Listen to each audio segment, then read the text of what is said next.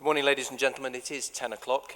Welcome to the meeting of the Cabinet of Staffordshire County Council today, Wednesday, the 15th of December 2021. The first item on the agenda is apologies. Mr. Bradbury, do we have any apologies? Good morning, Leader. Yes, we have one apology from Councillor Victoria Wilson. Thank you. Agenda item number 2 is declarations of interest. Colleagues, do you have any declarations of interest? Councillor Tagg. Thank you, Leader. Just like to declare an interest on item 15, Chatley Valley West project update. I'm a member of the Kids Grove Town Deal Board.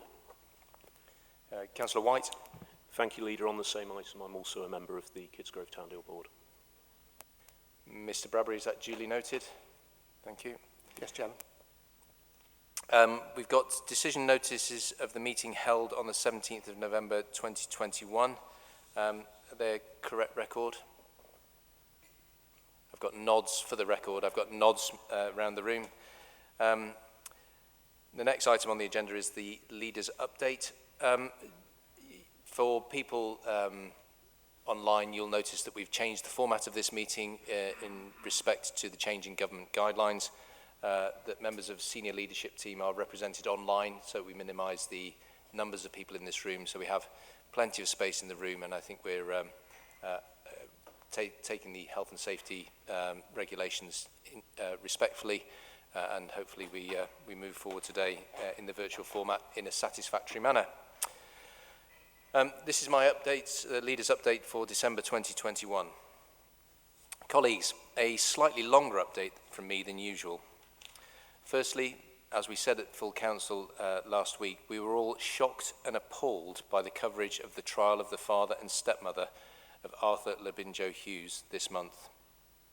As we discussed at full council last week, this tragic case reminds us of the vital role we and our partners play in protecting vulnerable children and young people in Staffordshire from harm and neglect. I can't speak highly enough of our social workers, who do an outstanding job every single day, often in very challenging circumstances. We will be looking very closely at the outcomes of any inquiries into Arthur's death to make sure that we are doing everything possible in Staffordshire to protect and support our children. We also have a huge challenge caring for the elderly, with demand for adult social care rising sharply in Staffordshire this year, alongside difficulties in recruiting home care staff. So, I was pleased to see government publish its long-awaited social care white paper. The provision of quality adult social care must be put on a long-term, sustainable footing to contend with our growing, ageing population and give people the dignity they deserve in later life. We are looking at the government's proposals carefully, but note that although national insurance will rise in April to fund care costs, initially most of that extra money is going to the NHS. We have already acted in Staffordshire, working with the NHS and private sector locally to recruit and retain more home care staff. But rising demand and staff shortages put more pressure on the system, and urgent action is needed. That is why we await our annual funding settlement from government with some concern this year. The amount of funding Staffordshire receives for 2022 and 2023 is due to be announced next week, and will heavily influence our plans for the next 12 months. From funding care for young and old, fixing roads, and investing in business sites and projects like broadband, this funding fuels the work we do to improve the lives of Staffordshire people. Working with our members of Parliament, we continue to fight for a fairer share of funding for Staffordshire. Since our last meeting, the new Omicron variant of COVID-19 has entered the UK with cases confirmed in Staffordshire. Early evidence suggests the variant is highly transmissible, emphasising the need for people to protect themselves and one another. The best way to do this is to get your vaccine or booster, which I'm doing this afternoon, as soon as you can. Wearing face masks in shops or on public transport are essential too. If you are meeting up with people this Christmas, take a test and follow the advice to help limit the spread. It's up to you, me, all of us to stop the spread and keep life moving. During the partnership, we've seen the importance of partnerships. The public sector, businesses and communities have come together to support one another, protect the most vulnerable and kickstart our recovery. We want to build on this. Last week, the County Council and our 8 district and boroughs agreed to work closer than ever on things that matter most to our people. This will include the creation of a county deal bid to government under its plans to level up the county. This agreement builds on our strengths and offers the government the perfect platform here in Staffordshire, in a nationally valued centre of the country, to pursue its levelling up agenda. Come what may, Staffordshire councils will continue to work hand in glove, but a county deal and additional investment in Staffordshire would help us put our foot to the floor and accelerate the positive changes we can make for the 880,000 people we serve. Before we move on to the next item on the agenda, I just want to finish by thanking Cabinet colleagues and everyone who works for Staffordshire County Council for their hard work and dedication over the past year. It's been another challenging 12 months, starting in lockdown and ending with further uncertainty ahead, but also a year in which much has been achieved. Thank you. Thank you for everything you do, and may I wish you a Merry Christmas, a Happy New Year, and a well-earned break over the festive season, except for Cabinet, who are back here next Wednesday to do more work. Ladies and gentlemen, that concludes the Leader's statement. I'm going to now move on to agenda item 5, which is the minutes of the meeting of the Property Subcommittee held on the 1st of November 2021. Councillor DeVille, Councillor Price, thank you very much for moving and seconding. Next item is the update from the COVID-19 member-led Outbreak Control Board. Councillor Dr. McMahon, we're with you. Thank you, Leader. It is the case that in Staffordshire the rates remain high, though slightly less than the English average, but greater than the West Midlands average. This is largely generated by young school children, at the moment the 5 to 11-year-olds, and mercifully, the elderly and the very elderly, it's remaining very low, and the hospital admissions are currently stable. We've all heard about the Omicron variant. All UK chief medical officers agreed to change the COVID threat to level 4, which means its transmission is high and rising exponentially. So we're in a different place than we were when it was level 3, which is just in the community. What are the questions we need to ask about Omicron? Is it more contagious? I think it's pretty clear now that it is. We've got rates doubling every 2 or 3 days, and the fact that we've had 3 separate government announcements in the space of 2 weeks is testament to that. Does it escape immunity conferred by previous infection and vaccine? And the evidence to date suggests that that is the case, but that an extra dose of the vaccine makes a huge, huge difference to your immunity. Is it the case that it's less dangerous? It's too early to tell. But even if it is less dangerous, that can lead us into a false sense of security because it's so contagious. So we have to take this particularly seriously. Thus, the law now is face masks in indoor public spaces except for hospitality, vaccination ID or a negative lateral flow test in places like nightclubs, and also in any indoor environment where there's more than 500 or outdoor more than 4,000. And a massive, massive vaccination program. All 12 to 15-year-olds to get a second dose, all those over the 18 to get a booster by the end of December. That's 18 million doses in the 19 days from which it was announced on Sunday. So that's effectively 1 million doses a day. Up until now, of late, Staffordshire has been administering 48,000 doses. We were administering 90,000 doses at maximum. That's the maximum capacity. There was brief occasions in February and May of this year where we were up to 115,000. But now we have to go north of 120,000 for a more prolonged period of time. We as a county council need to be assured that the NHS can do this. And to date we have been, but we need to get under the bonnet and be sure. So on Friday of this week, on the 17th of December, Richard Harling, the Director of Public Health, and myself are meeting with Paddy Hannigan, Dr. Paddy Hannigan, who is the lead clinician for the vaccine programme. And senior NHS colleagues, including Dr. Paddy Hannigan, are coming to the Local Outbreak Control Board next Tuesday, the 21st of December, which is a board that's chaired by the leader, Alan White. We need to be assured that they have the capacity and the logistics to do this. And to date, they've never let us down. And I believe that they will be able to. Their first priority is getting vaccines in arms. It's all about numbers.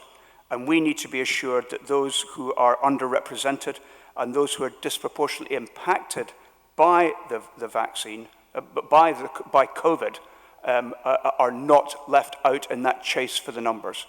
And to date, they've served us well, and we just have to remain assured of that. And the third is that the NHS offer remains intact for those who have cancer and emergencies. And I'm glad to be able to tell you that it's been very clear to us that nobody will be taken out of the acute sector in order to vaccinate people for COVID. And I think that's a must, and we've been assured of that. So in terms of the County Council, I can assure Cabinet that, that we have everything in place to deal with this possible surge in cases.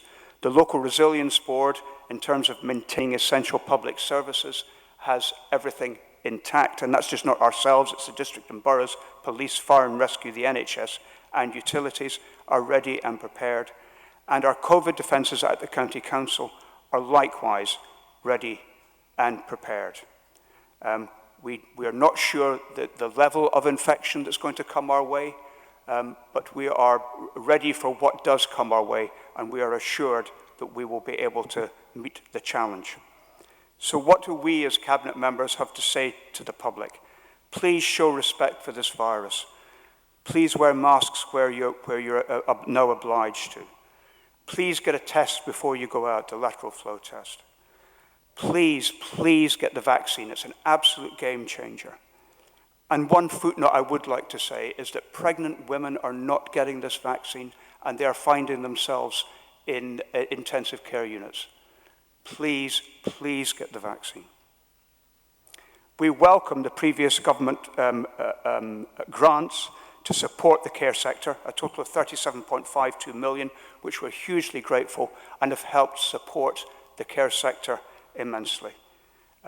We now have a new workforce and recruitment grant of 2.398 million to support care providers, to support safe discharge from hospital, and to support care providers to prevent admissions. The details of which are in the paper. This will mostly go to the care home market because the NHS have given us a grant of 2.8 million for the home care market. This is to provide staff, to give them the company's recruitment and retention support to keep staff in the home care sector during the winter. This is, we believe, a first in the county and for the NHS to do this. And it represents an indicative of an improved relationship, a vastly improved relationship with the NHS. And also, it's indicative of a different culture within the local NHS from several years ago. This will go a long way to helping us during this difficult winter. We also know that 300 million has been announced last week for more support of the domiciliary care sector, of which we expect around 4 million, and details of that is to come. So in closing, Chair, the Cabinet is asked to note the update from the Local Outbreak Control Board, note Her Majesty's Government's grants already disseminated to the care providers, and endorse the dissemination of the Workforce Recruitment and Retention Fund to care providers. Thank you. Thank you, Councillor McMahon. A comprehensive update. It is reassuring to know that, given your clinical background, amongst other things, you are totally on top of the subject, and you have our thanks for everything you're doing. I'd also like to thank the public health teams and environmental health teams across the county, public health at Staffordshire County Council and environmental health at district and borough level, who throughout the course of this year have played an outstanding role in the contribution that they have made to supporting businesses, schools and others to be able to continue doing what they do. But of course, it all relies on the members of the public playing their part, which you emphasised quite clearly during the course of your presentation, Councillor Dr. McMahon, and I would urge members of the public to continue to go along with this. I know that there is some discontent about the increasing number of regulations. I get that entirely, but there is a part about playing. There's a component of playing your part within the community to limit the spread of this, and hopefully next year will be a great year as we move forward into 2022. I can see nobody else indicating, so ladies and gentlemen, thank you to Councillor Dr. McMahon, and I now move on to agenda item number 6, which is the, agenda item number 7, Staffordshire Means Back to Business, oral update brought to you by the Deputy Leader, Councillor White. Thank you very much, Leader. So we continue to find ourselves in a strong position in Staffordshire with the state of our economy, which is robust, despite the challenges of the last 2 years. I'll detail in my report a few of the ways in which we can see that robust nature, and also comment a little bit on the challenges that we see this winter with the Omicron variant of COVID-19. So in terms of the robust economy, we see the private sector continuing to invest in our county, and that's exemplified by the new Pets at Home headquarters, which is being constructed a couple of miles away from this site here in Stafford. A major investment by a very well-known business in our county. In addition to that, we have the report on our agenda today about the Chatterley Valley site, which will generate employment space for up to 2,000 additional jobs. There are also sites such as Meaford, ROF Featherstone, and our own I-54, all of which are commercially developed units which are being snapped up by private business who want to invest in Staffordshire. This is really important because we have huge demand in our economy. We have successful businesses that want to grow and that are generating the jobs that we want in Staffordshire, higher skilled, higher paid jobs, and it's good to see that continuing to happen during the course of this year. We're also an innovative county, and I was particularly pleased to see earlier this month the press release by JCB, one of our champion businesses, who've just invested in a new fleet of hydrogen hybrid Toyota Corollas built just up the road in Derbyshire for the sales force for their new hydrogen-powered JCB vehicles. True innovation and an illustration with those two businesses of the opportunities that we have in the north of our county along the A50, A500 axis, where we have some of the world's leading manufacturers who use a variety of different powertrains, all of whom are very interested in innovative energy solutions as we pursue our journey towards net zero, happening here in Staffordshire at the heart of that with JCB. So our economy is continuing to do well, but we are concerned with the challenges that the Omicron variant brings, and Staffordshire County Council and our partners through the Stoke-on-Trent and Staffordshire Growth Hub are here to help our businesses with the advice and support that they need in these difficult times. And I would encourage anybody who is listening, who runs a business or knows anyone who runs a business who is concerned about the impact of the winter challenges that Omicron is bringing, to take a look at our Staffordshire Growth Hub. There are some great schemes on there, including our Get Started scheme, which is to help start-up businesses with the mentoring and support that they need. There are also schemes for businesses that are seeking to transform or reinforce their businesses, and That work, in particular, is being done in partnership with the Federation of Small Business and Staffordshire Chambers of Commerce, so the voice of businesses in Staffordshire. I would encourage anyone who's concerned about their business right now to visit those places. In terms of the claimant count, something I always like to mention in these updates, we continue to see a decrease in our claimant count, and we now have a claimant rate of 3.5% in Staffordshire, which is compared to 5.9% regionally and 4.9% nationally. Equally important, though, we have seen a continuing decrease in our rate of youth unemployment, and that's particularly pleasing and something that we're continuing to bear down on. So, a brief run through there, colleagues, and I hope you can see that we continue to make the progress that we want in our economy. We continue to be mindful of the challenges as well as the opportunities, and I would welcome any questions that any colleagues have. I can see nobody indicating. These are challenging times for businesses.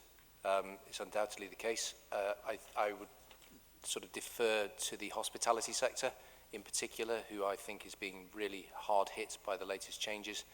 And indeed, we see across the piece Christmas parties being cancelled left, right and centre, which has a very significant impact on those businesses. I would urge people to do what they can when they've got the opportunity to support those hospitality businesses, which provide livelihoods and incomes for very, very many people across this county.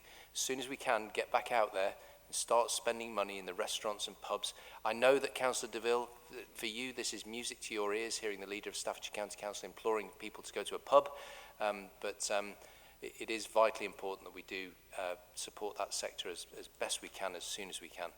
Councillor Tagg and then Councillor DeVille. Thank you, Leader. Yes, completely endorse what you've said. I think, obviously, the measures came in to work from home, didn't they, on Monday. But I think anybody that's been out on the streets will see there's a lot of people out and about having to go to work. I think that's the difference between the real world and probably the civil service and the MPs and the Westminster bubble, is that people have to go to work. They can't work from home a lot of the time. And I think we've seen that on the streets at the moment, and that is necessary. And I'm afraid, you know, that that's going to have to happen. And for people to have got to put food on the table, they've got to look after their families, and they have to go out to work. So I completely back them doing that. I did, as you were aware, Leader, the all-party working group on the response to COVID and the effect on business and enterprise. And one of the biggest things was the uncertainty. Now, this was last spring, wasn't it, when we did this piece of work? Uncertainty was killing business, and I think we're in that phase now with what we see on the news, what we saw last night, what we see continually in the press is undermining business and business confidence. And as you've said, Leader, that cancellations that are coming in for hospitality and all sorts of things associated with Christmas are just killing business. I think that's really unfortunate. Earlier, Councillor McMahon talked about what we can do locally, and we're doing the right things locally. We're asking people to get the boosters. We're ensuring that the care's there for people, and I'm really pleased what Councillor McMahon said about obviously those critical appointments that people have got, that they will continue to have them in the NHS. Those are the things we should be doing on this, but we should also not be scaring the life out of people and affecting businesses and putting livelihoods at risk. Thank you. Councillor DeVille. Yeah, thank you, Leader. And Leader, I think you offer really good and sound advice recommending people of Staffordshire to use their local pubs during the Christmas period. Thank you for that, Leader. And just taking Mr. Tagg's point there, we in the hospitality industry, we really know what we're doing. And our one aim is to ensure that people who visit local pubs and restaurants during the Christmas period do so with confidence and do so safely. So I think Councillor Tagg makes a really, really good point, Leader. Warmly welcome the Deputy Leader's presentation this morning, Chairman. Interesting to hear you speak of the innovation at JCB, Philip.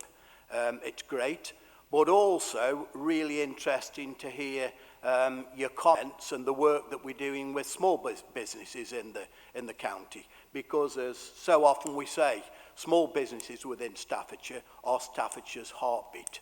So I also would encourage people in new businesses or older small businesses to work closely with the county council and with our district councils on the many grants and the help that they can get in what will be, I feel, a really, really important year of growth.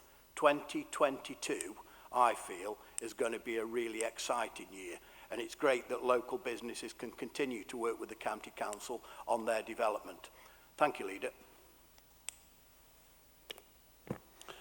I think it's really important for the sake of our economy, particularly those hospitality-related sectors, that we don't overreact to this, that we use some common sense. Because we're not in lockdown. The government strategy here is about vaccination and booster vaccinations. That's the driver of the current government policy, and being sensible about testing, wearing masks, and avoiding large crowds. That does not mean that we've closed hospitality, that we've closed restaurants, that you can't meet friends for dinner or lunch or a pint in the pub or a cup of coffee in a cafe. It doesn't mean any of that. So I think it's important that we don't assume that we're into some form of semi-lockdown. We're not. This is about getting vaccinated as quickly as possible, or getting boosted as quickly as possible, so that we can operate more safely. And crucially, if you are going out socializing, to get the test first. The crucial thing here is we've got a responsibility to each other, and that responsibility is about making sure that you are in a safe place before you go and mix with others. So getting that flow test before you go and meet with friends or whatever. We've already, I think, picked up, the idea of having COVID passports for large events, which would seem sensible. But I think small events, we shouldn't pull back from that. We should hopefully enjoy Christmas. Yes, I think large, crowded places, really important that we get both vaccinated, boosted, and tested each time we try and engage. But for heaven's sake, let's have some common sense in this and not treat this like a semi-lockdown, which it's not. Yes, thank you very much, Chairman. I wasn't going to speak on this because it is really good news about our local economy. But I think in talking about businesses, whether it's hospitality or manufacturing, it's easy to forget there's people behind these businesses. There's owners, proprietors, directors, employees. As a society, I think we need to have time to enjoy ourselves. It's not just supporting pubs, it's people actually safely, but going out and enjoying themselves, socialising. It is so important. Having a good, strong economy is really important, because without that, you've got owners of businesses who are terribly worried. You've got employees with the uncertainty of whether they've got a job or not. It's people at the end of the day, and I think people are getting a little bit down. I'm one of life's optimistic ones, and even I'm getting to the point where I never thought nearly 2 years on, we'd still have COVID hanging over us. It's all been said about getting the vaccinations. It's all been said about being safe. But at the end of the day, you cannot have a happy, well-balanced society without a successful economy. And that's where I think the good news is. Thank you. Councillor McMahon. Just to say that as a clinician, I agree entirely with all the previous speakers. In order to maintain the economy and have it thrive, in order for the morale of Staffordshire to be maintained, indeed to be improved, we've got to get out there and enjoy ourselves, but live within the confines of what's been asked of us by the government. Get the vaccine, wear masks where you're asked to, get a lateral flow test before you go out. If you do these things, which are small measures and small inconveniences, then we can still enjoy life. Thank you. Councillor White. Thank you very much, Chair, and thank you to everyone who's contributed to that discussion. I think the summary of it is to say that we know what we're doing with this now. Our businesses know what they're doing with this. They are taking the changes in the nature of the response to the pandemic in their stride. We are providing appropriate help to them, as are others, our colleagues in local government, districts and boroughs, national governments and other organisations, but they're taking it in their stride. The performance of the Staffordshire economy demonstrates that. What we need to do as public sector bodies is to continue to be incredibly diligent in playing our part in supporting those businesses whilst they get on with doing it. What we all need to do as the general public is we need to behave responsibly, so we need to get boosted, we need to take sensible precautions, and then we need to get on with our lives and enjoy ourselves a little bit as it is Christmas. And we can enjoy ourselves with some reasonable adaptations to make sure we keep everyone safe. And in doing so, we can make sure that the money continues to come into the businesses that need it, whilst, as I say, enjoying ourselves. Thank you very much. Thank you. We now move on to the next item, which is agenda item number 8, which is VCSE Capacity Building Recommission.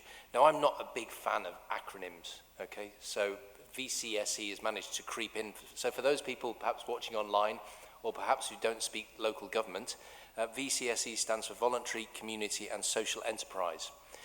So in the absence of Councillor Wilson, who is the portfolio holder for Communities and Culture, Councillor Jessel has offered to present this report to Cabinet. Councillor Jessel, we're with you. Thank you very much, Chairman, and I'm glad you've given that explanation.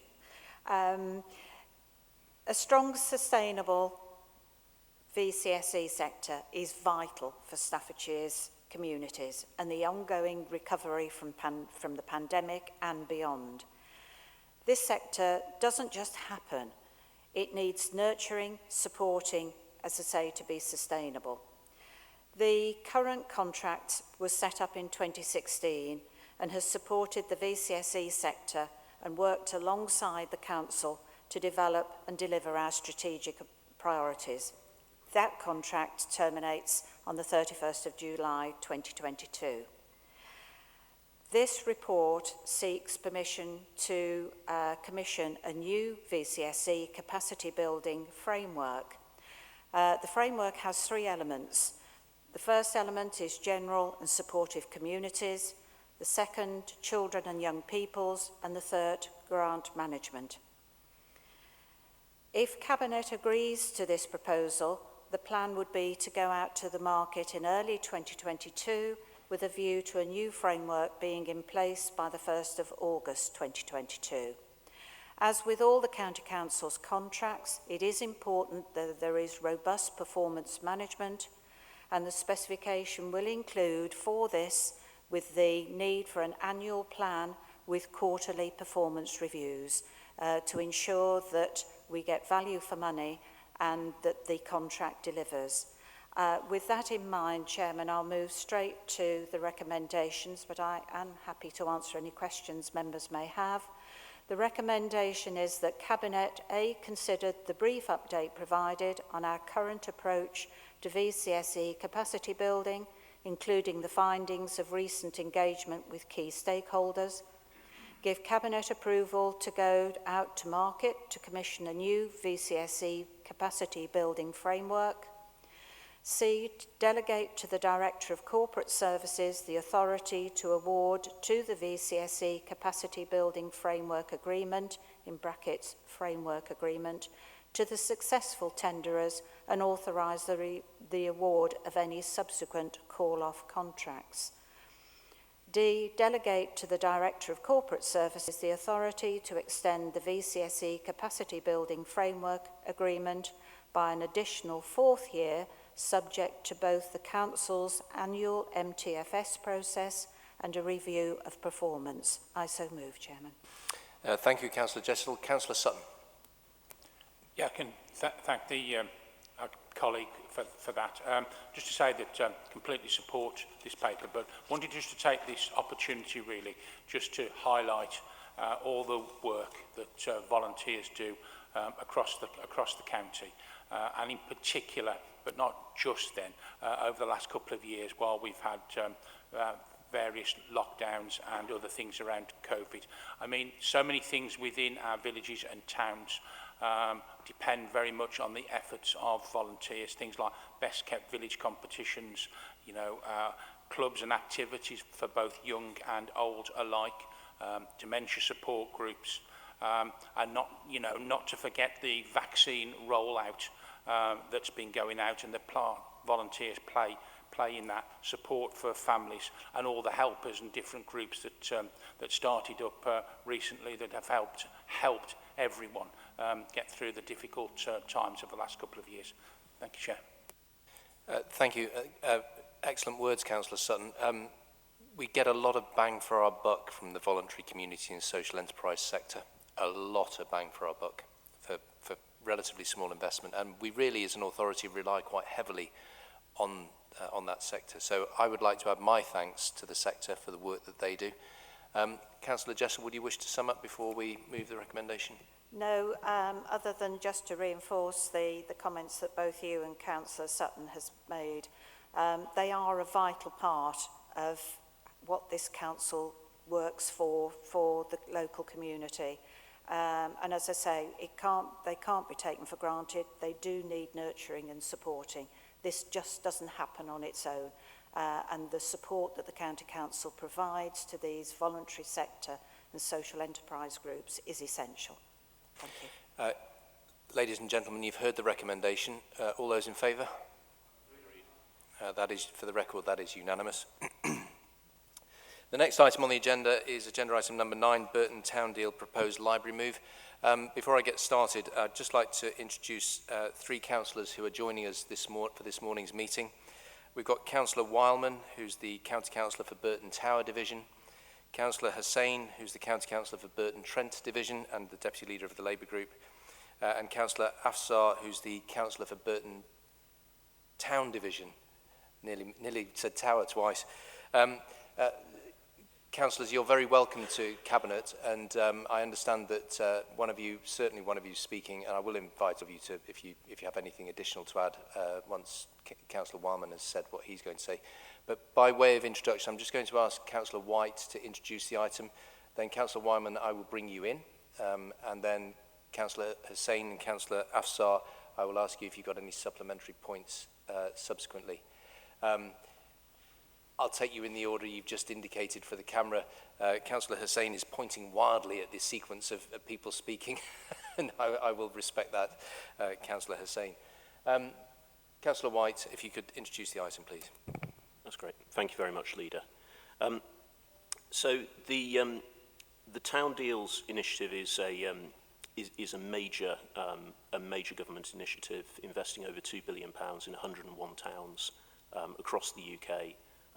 That are united by one factor, which is that they're towns that are in need of investment and regeneration. And this is a very welcome scheme that is benefiting a number of places in Staffordshire.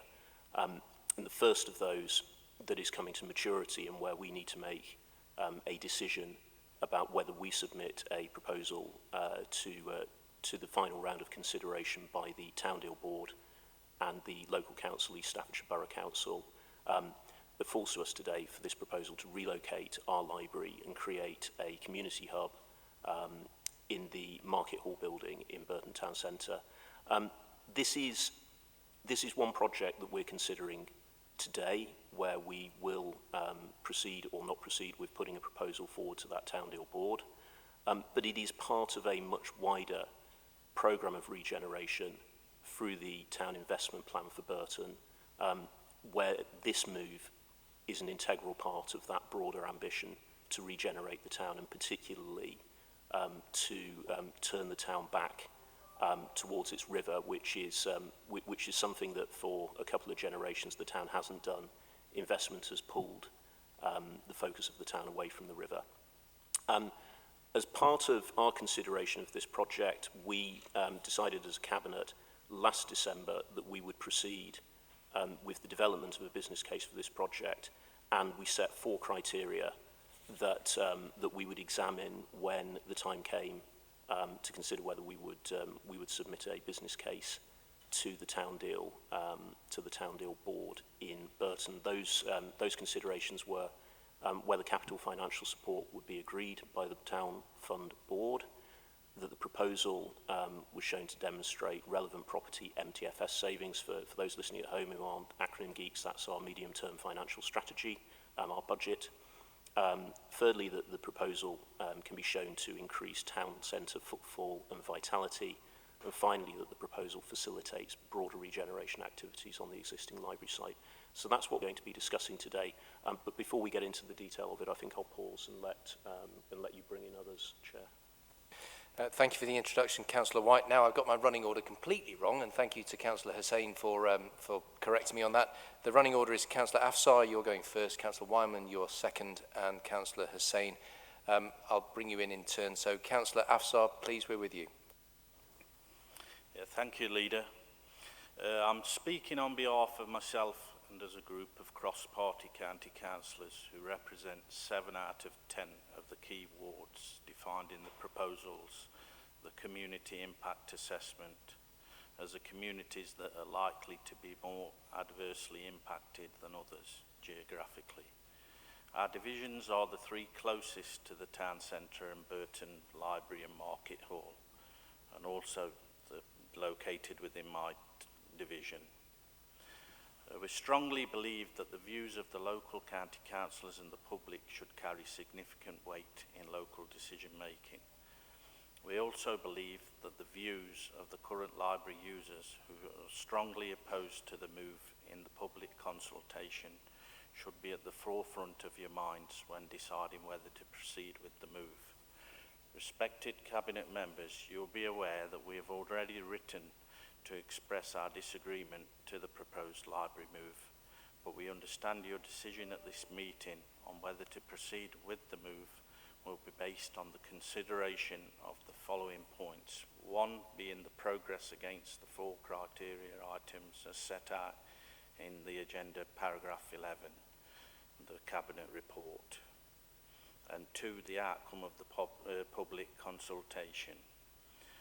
We do not accept that the 4 criteria have been met, and as the public consultation results were overwhelmingly against the move, we call upon Staffordshire County Council Cabinet to decide against proceeding with the proposed library move. Now, with your permission, my colleague Conor Wildman will briefly clarify our observations, and finally fellow Councillor Saeed Hussain will convey our cross-party appreciation for today's platform. Thank you, Chair. Thank you, Councillor Afsar. Councillor Wildman.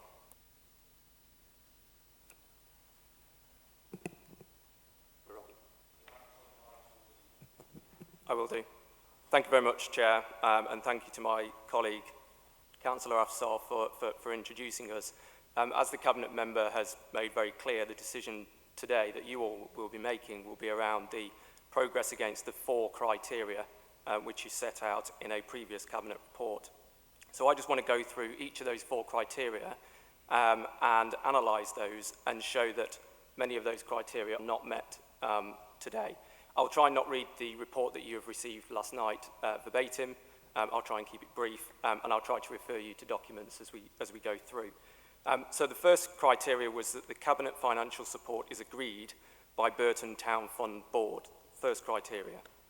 Now, in my opinion, the purpose of that criteria was to ensure that SCC is not exposed to any form of financial risk. That seems to be the purpose of it. Now, I would make 2 points on that. First of all, there is a £1 million funding gap. Further in the report, it says that will require further examination by the partners that are on the board. And the funding gap means there is a real risk that SCC are asked to make a further financial contribution to this project. Secondly, the report confirms that the money that is supported in principle by the Stronger Towns Fund Board, the chairman of the board has written to the County Council to suggest that that is agreed in principle, but he will have to ask the board members in order to approve that and provide confirmation of that in due course. And that does mean that the capital financial support is not, at this point, agreed by Burton Town Fund Board. So on this basis, our opinion is that the first criteria is not met, capital financial support has not been agreed by the board, and it may fall to SCC to finance the unfunded gap, which I will take you to an appendix which shows that it would have a serious impact on your MTFS revenue savings. On to the second criteria, the proposal delivers relevant property MTFS revenue savings. What I would like to take you to, Cabinet, is to Appendix 9 of the report, which you can find in the papers.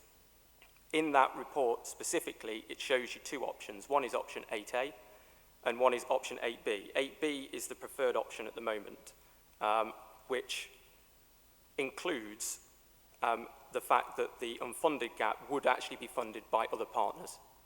8A is where the gap is funded by SCC. And if you look at 8A, it shows quite clearly where it says net effect of MTFS, including capital receipts and borrowing, that there would be a net loss of £37,000 per year. So there is absolutely no certainty, Cabinet, that the proposal will deliver the relevant MTFS property savings, and therefore this criteria, in our opinion, is not met. We would also like to take you to the same appendix, and if you look at options 2 and 3, options 2 and 3 are where SCC will keep the library service in the same building, in the current building in the town centre as it is now. Now, if you look down into the columns of capital investment, and this is quite a technical document, but you will see that in options 8A and 8B, where the library will be moving into the Market Hall, that's the preferred option at Cabinet today, you will see that the investment funding of £1,067,000 is attached to options 8A and 8B. It is not attached to option 2 and option 3. Now, it would make sense that the funding that has been committed for the refurbishment, or sorry, the relocation of Burton Library into Market Hall would also be committed if you were going to pursue options 2 and 3 to move to refurbish the current library. And that has a huge impact on the borrowing costs, and it would mean that the project is likely to have a more significant and better effect on the net MTFS savings. The likelihood, actually, if you would put all of those things together, would mean that there wouldn't be a net loss with options 2 and 3. It might well be that the project is fully funded. And I would also say that there is a likelihood where it says external financing stronger towns fund, and you'll see there that the current preferred option of moving the library into the Market Hall has £6,991,549 allocated to that. It is not beyond the realms of possibility that some of that Stronger Towns Fund money could be used in order to fund the refurbishment or the regeneration of the area around the current library site. So again, some of that money may mean that there is less borrowing, and it means that the overall effect on the MTFS may be positive, rather than what it indicates at the moment, with options 2 and 3 having a £54,000 and a £61,000 net loss. So, to conclude on that basis, we are saying that options 2 and 3 are actually more likely to be good options compared to what the Appendix 9 is saying. And actually there is a real risk that the current option being discussed will result in a £37,000 net loss to this council. Now moving on to the third criteria, which is the proposal can be shown to increase town centre footfall, and I would like to take Cabinet members to Appendix 3 of the report. And Appendix 3 of the report is a summary of what the current footfall looks like now in Burton Marketplace. And I want to be very clear that Burton Marketplace is not the whole town centre. It is a specific part of Burton. And it compares the current marketplace footfall with the Market Hall compared to what footfall would look like if the current library, moved into the Market Hall. That is what that document compares. It does not clearly suggest that there is going to be an increase in town centre footfall. And in what I would also like to say on this point is that if we compare the proposed move into the Market Hall with the other option, which was options 2 and 3, which is to renovate the current library and keep it where it is,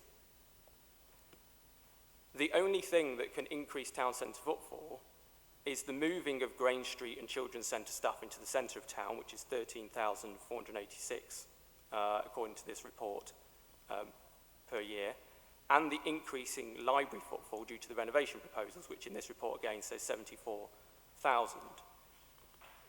Again, both of those things, the moving of our staff into the current library and increased library footfall, could be done without moving the library into the market hall. It could be done by simply refurbishing the current library as is.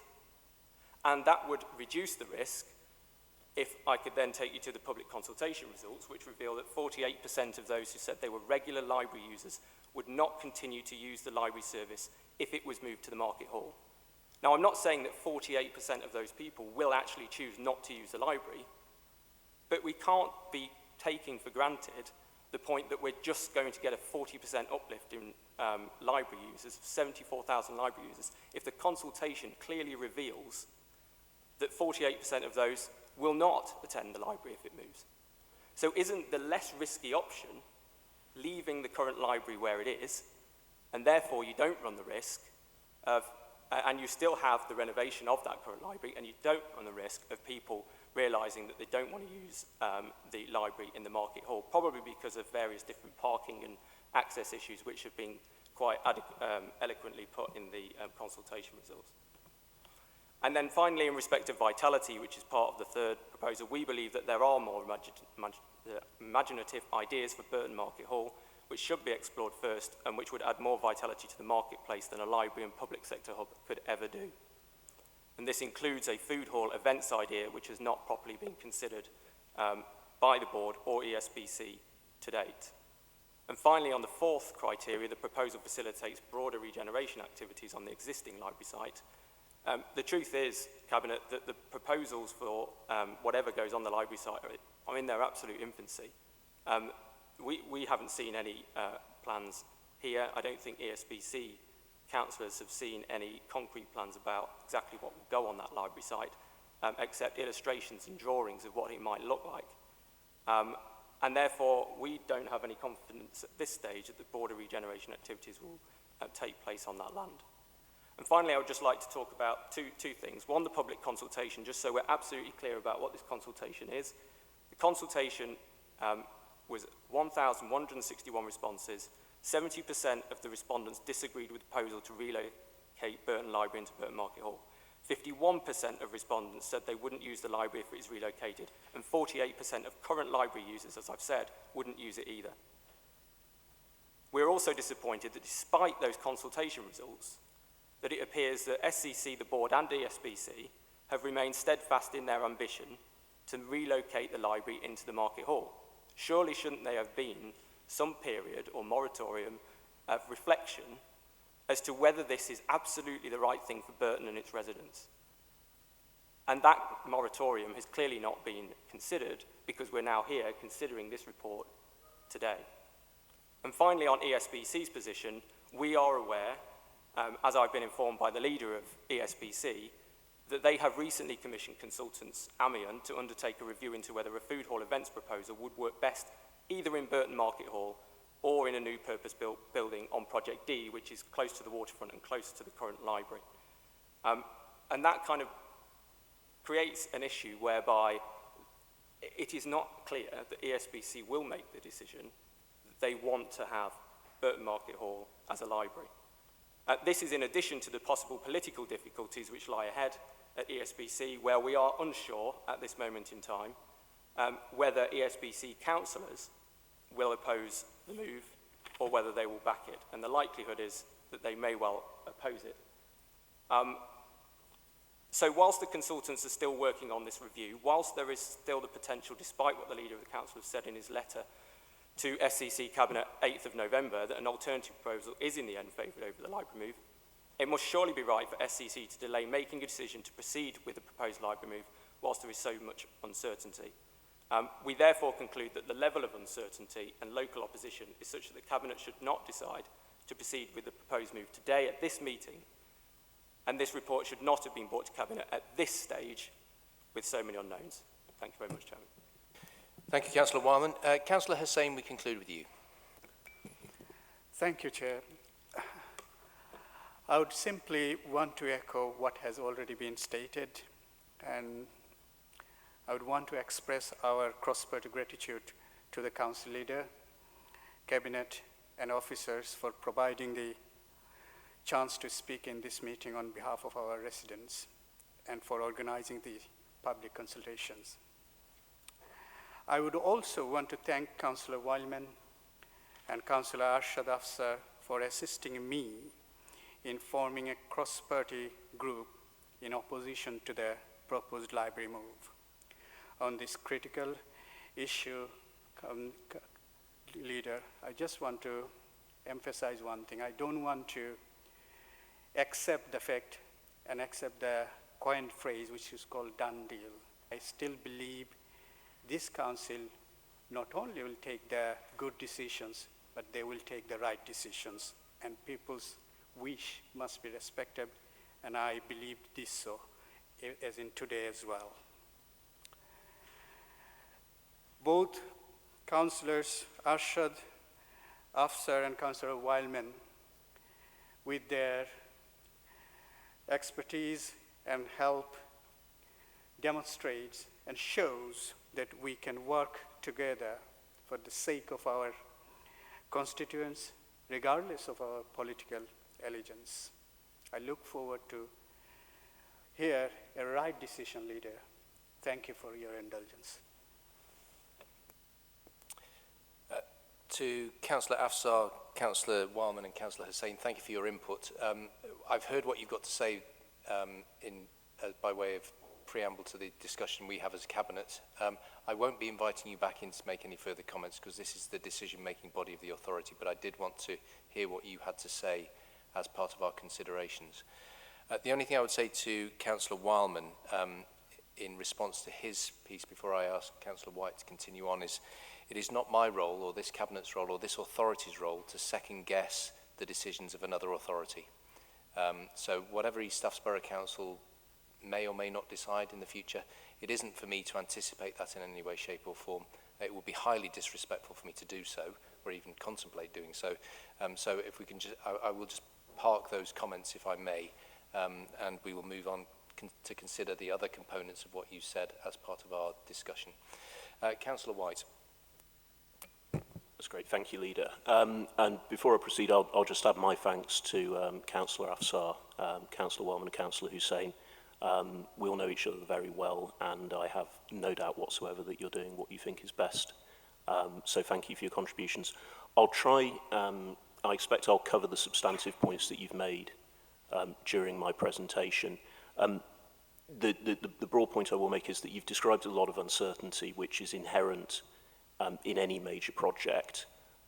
Financial uncertainty I'll cover, which is a particular issue in all projects at the moment because of cost price inflation in goods, services and in labour. I will cover the points regarding the consultation as well. So I'll hopefully address everything that you've mentioned during your presentation. So thank you.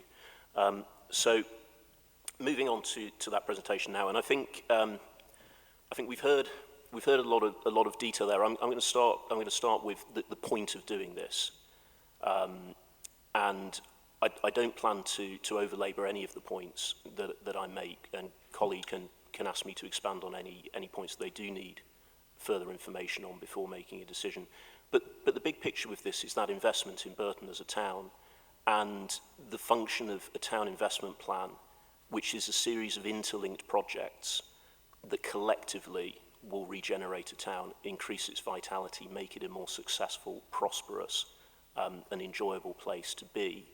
And the project that we have in front of us is absolutely key to the delivery of that. And I think it is important to note that we're discussing this today hot on the heels of East Staffordshire Borough Council, who are the overall accountable body for this town deal, releasing their final consultation details on their transformational regeneration of the Burton waterfront area.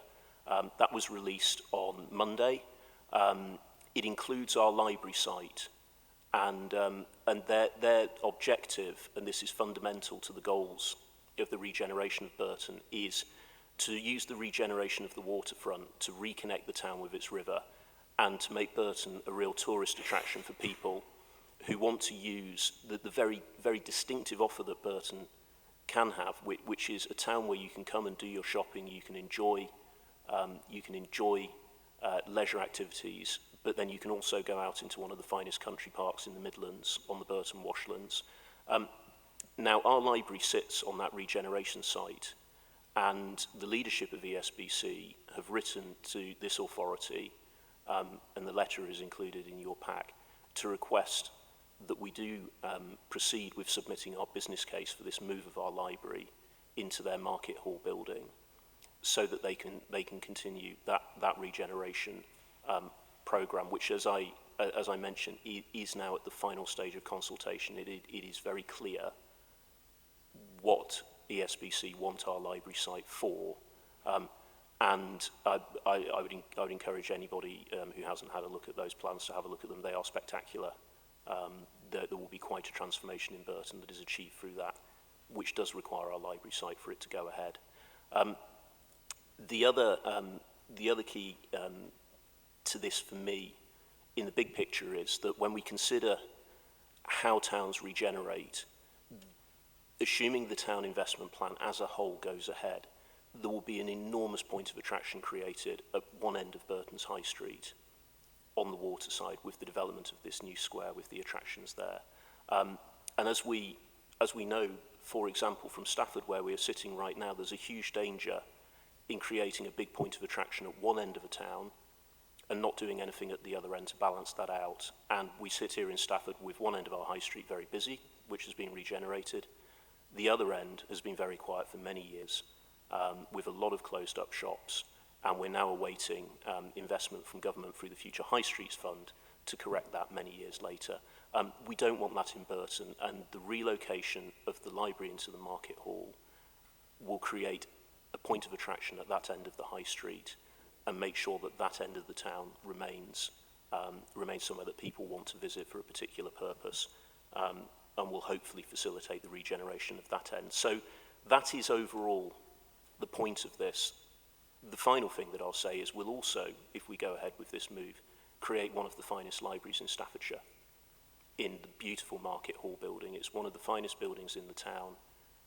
As you would expect from a Market Hall building, it has enormous space and light, and our plans for that building will be spectacular. And we have a good track record in that respect in Lichfield, where we've reimagined another heritage property and gained national attention and national plaudits for what we've done there.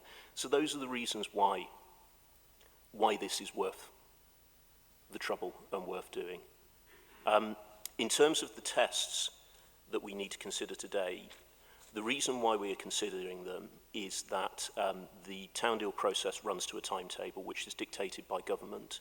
So we do need to make a decision today, because if we don't, then we will run out of time and the funding will slip. So our decision today is whether our proposal to relocate our library into the Market Hall proceeds. It still has a way to go after that. The final decision-making body on this is East Staffordshire Borough Council, who also own the Market Hall building. So the decision for us today is simply whether we proceed with that business case.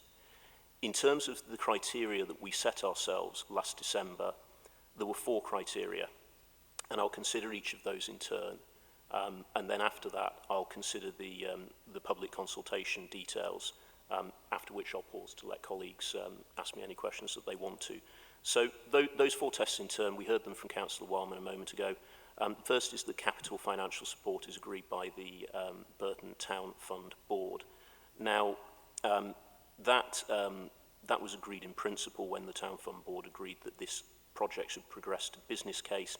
They will need to agree to it once we have submitted the business case. But in terms of progress, we are where we need to be with that.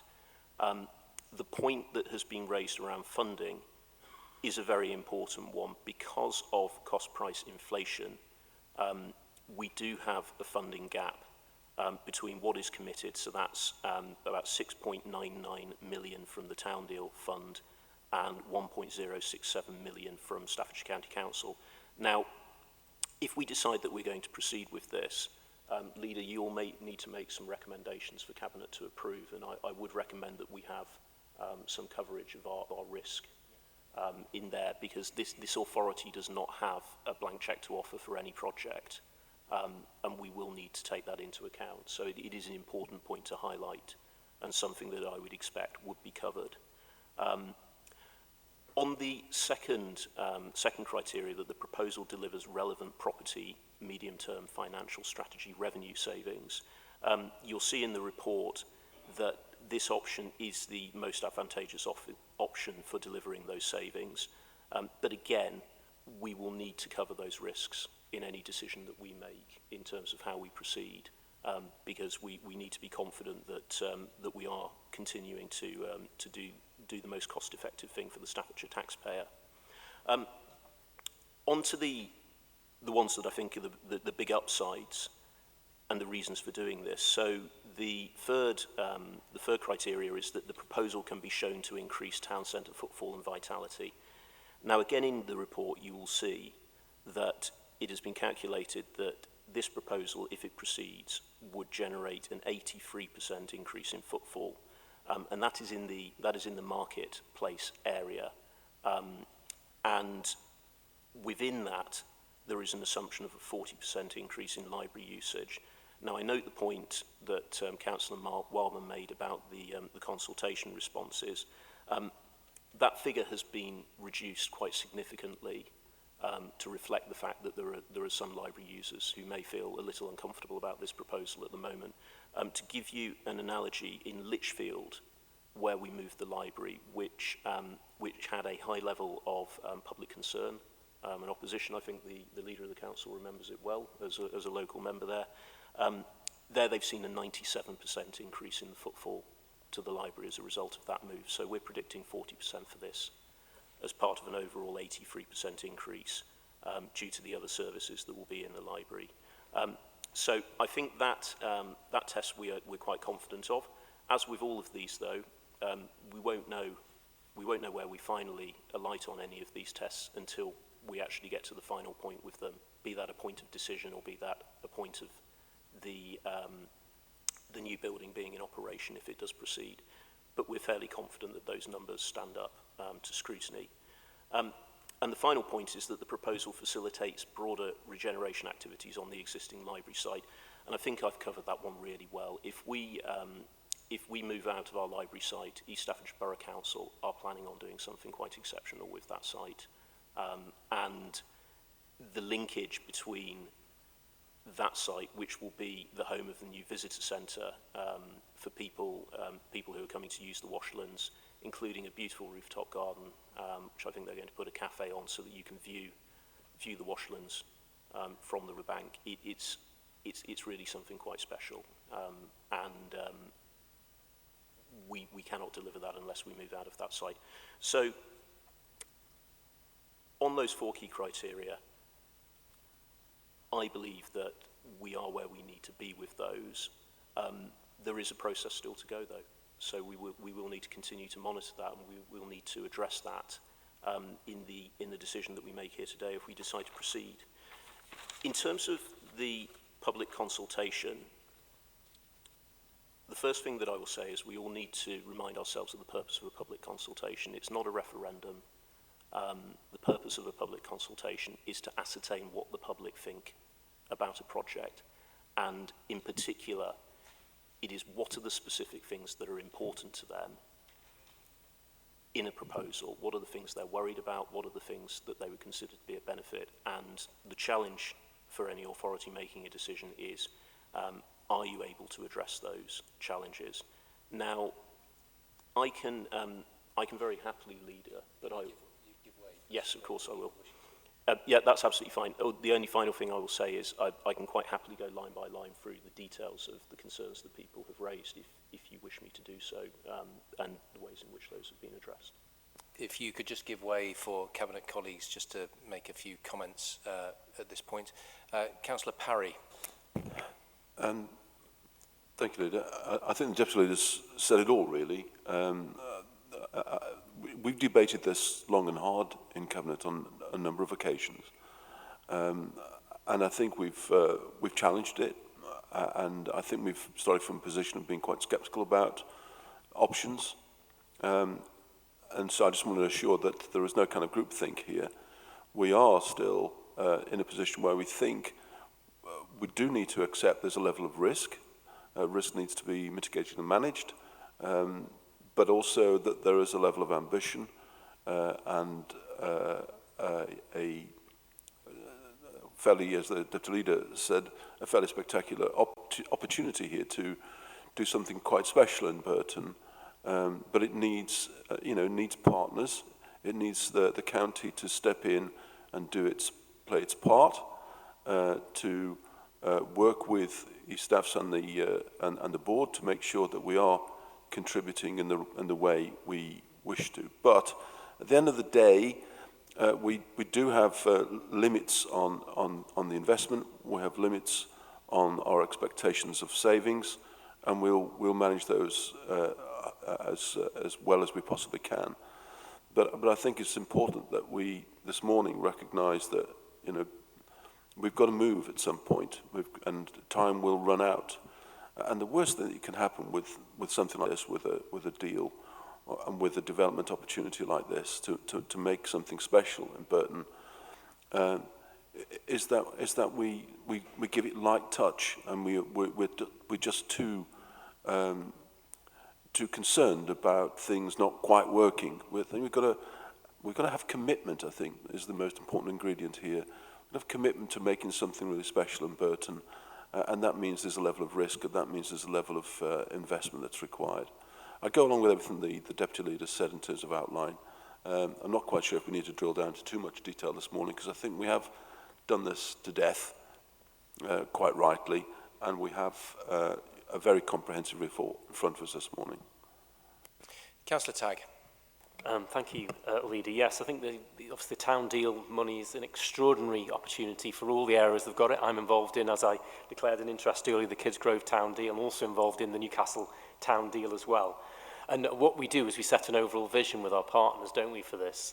And we all have our jigsaw pieces which we put into the puzzle to create that overall vision. I think this is what we're looking at today from the County Council's point of view, is one of those jigsaw pieces that come together. I think the partnership is the town deal board has a really crucial role to play within this.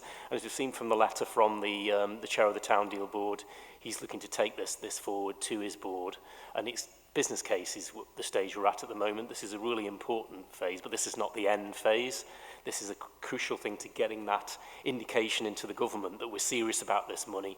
We've got the letter from the government that said the money is there, but you then need to, give the business cases and give the reassurances as that money is at risk, which would be an absolute disaster for Burton or anywhere if that money is lost.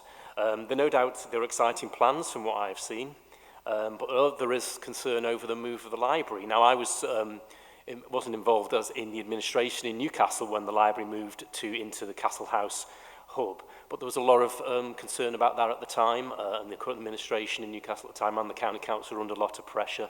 But I can say that has been a successful move, and I believe an enhanced facility in Newcastle now and a modernised facility compared with what the old library was. So consultations, again, people are resistant to change, but I think if they can see the whole picture and that whole jigsaw which we're putting together here in Burton, I think there'll be more success in any consultation.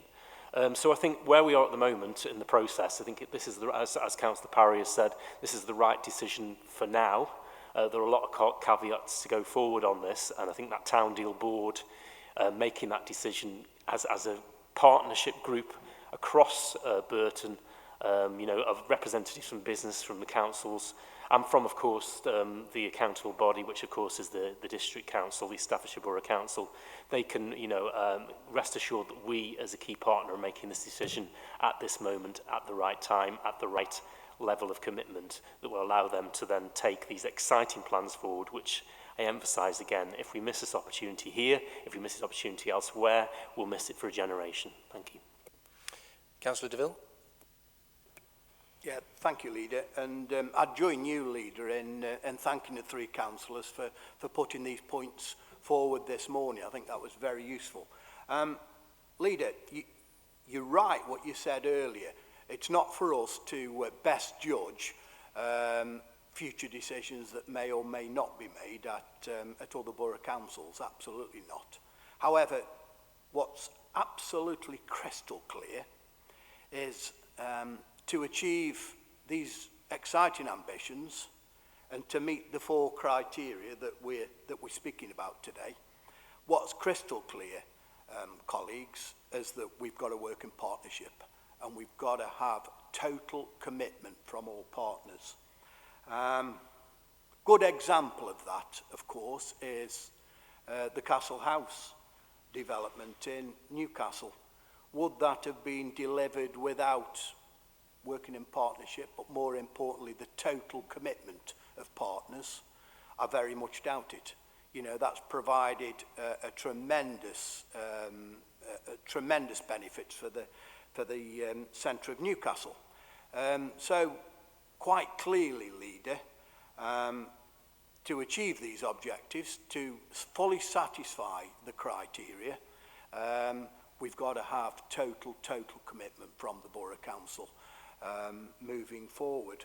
And you're right, Councillor Hussain, we've got to make a good decision and the right decision today. As Councillor Parry said, this has been discussed and challenged in great detail. So I'm happy that we will make a good decision and the right decision today, but it's absolutely essential that A, we work in partnership and we get total commitment.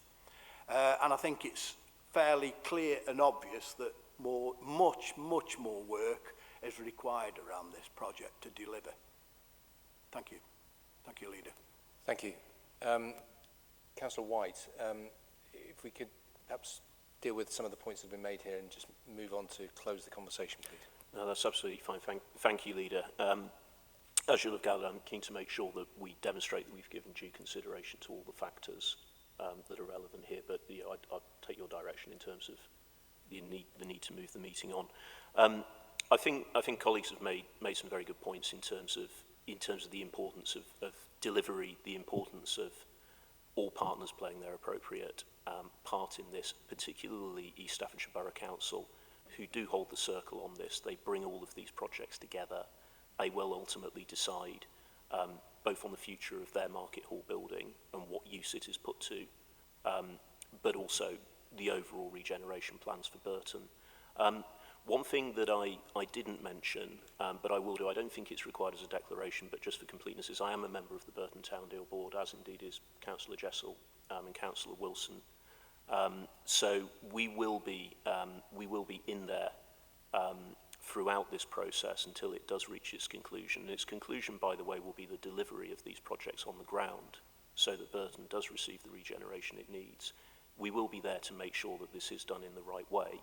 But the decision before us today is to consider the progress on the test that we have set regarding this project and whether we are satisfied that we proceed to the next stage, which is that we do submit a business case to the Town Deal Board and to East Staffordshire Borough Council as the accountable body, with, I would suggest, if we do proceed, with appropriate risk management measures so that we make sure that we're not exposed if any of the possibilities for negative turns of events do come to fruition.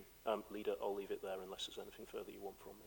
So we've been asked to make a decision, colleagues, and I've heard what Cabinet colleagues have had to say. I've also heard what, in particular, the local members have got to say. So we will make a decision this morning, but those decisions will reflect the concerns that have been highlighted by local members, also the concerns of the finance portfolio holder in particular.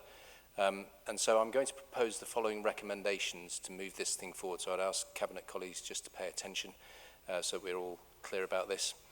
The first would be A, subject to confirmation from Government and the Town Deal Board that a town fund allocation of £6,991,549 or greater is awarded following the submission of the necessary business case, and that the identified shortfall of £1,036,382 can be resourced from either the Town Board or other external funding.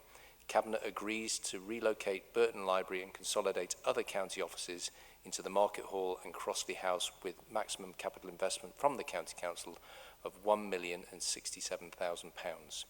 That deals with the protection of our exposure as a county council and reflects your comments about the financial options analysis. Second, the Cabinet delegates the authority to negotiate with East Staffs Borough Council to secure their ongoing support and deal with all aspects of any property transactions necessary to implement above the first recommendation I've just proposed, to the Property Subcommittee. That retains democratic oversight of the process. The members of the Property Subcommittee in this room are myself, Deputy Leader, Councillor Parry, Councillor DeVille, and Councillor Price. Price. I just wanted to say Jonathan, and I'm just remembering we're just in a formal setting, Jonathan, Councillor Price, and because I call you Jonathan all the time, I've forgotten you, Councillor Price.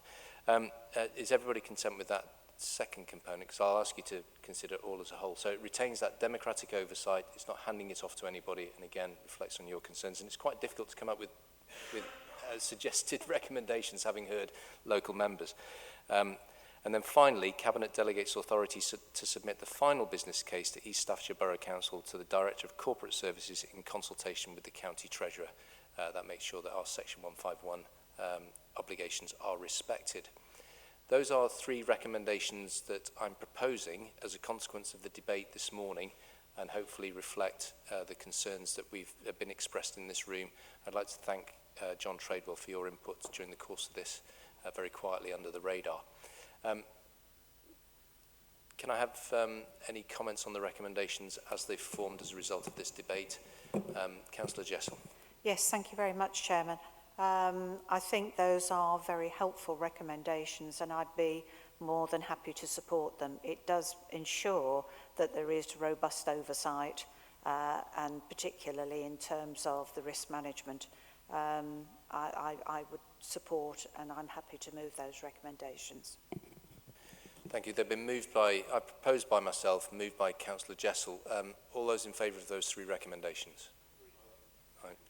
Okay, thank you very much indeed. Can I just say thank you to the local members, Councillor Afsar, Councillor Wildman and Councillor Hussain. He looks down at his notes so he doesn't have another blank moment with names, which is slightly embarrassing. Councillor Price. But thank you very much indeed for your participation.